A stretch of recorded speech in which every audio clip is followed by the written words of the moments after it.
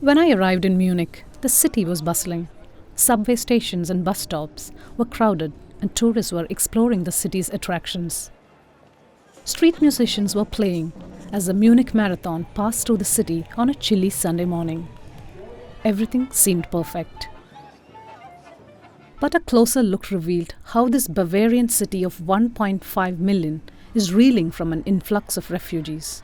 This year alone, more than 800,000 refugees from war-ridden countries in the Middle East and Africa have crossed the borders into Germany.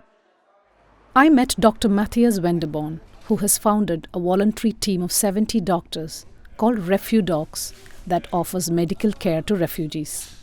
I travelled with him to his clinic, located in one of the biggest government-run refugee camps in Munich. At first glance, the cold steel bars and grey walls of this former military barracks looked like a high-security complex. But to my surprise, people were freely moving in and out without being hassled by security guards. So we started with this building because it had all the facilities we needed. We needed water, we needed some toilet facilities and all these things. So we started here, and then with the upcoming with the growing number of patients, we could grow out here and make with containers a bigger place. He deals with medical problems ranging from bullet wounds and blisters to common cold and allergies.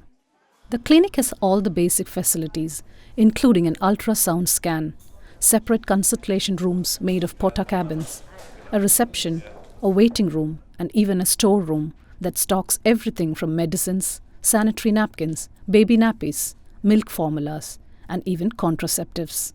At any given time, there will be a pediatrician, a gynecologist, and an internal medicine specialist on duty. There's also a psychiatrist in the clinic to deal with refugees who have been traumatized. 6-year-old Joseph Copano from Congo is one of the hundreds who benefits from the services of RefuDocs after escaping the war and violence in his country. And having traveled thousands of kilometers to make it to Germany, getting medical care for a persistent flu is a luxury for this little boy. It's not just adults and families who are pouring into Germany. Ever since Europe opened its borders, one of Germany's biggest challenges is the growing number of unaccompanied minor refugees. I visited a shelter home for child refugees in Munich, run by Caritas, one of Germany's biggest voluntary organizations. I met dozens of boys who have lost their families. Some were sent away by their parents, who wanted them to escape violence and bloodshed.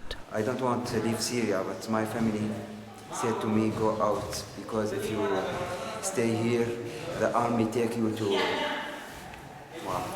Here they take German lessons as the first step to integrate themselves into a foreign country. We are trying to teach them German in a very interactive way. We are taking them out to the nature. We are showing them a lot of pictures, colors. We are trying to do it in an interesting way, not just sitting down in theory. Many boys are traumatized by their experiences and have behavioral problems. Some boys can't sleep at night and still sleep in the morning when we have school.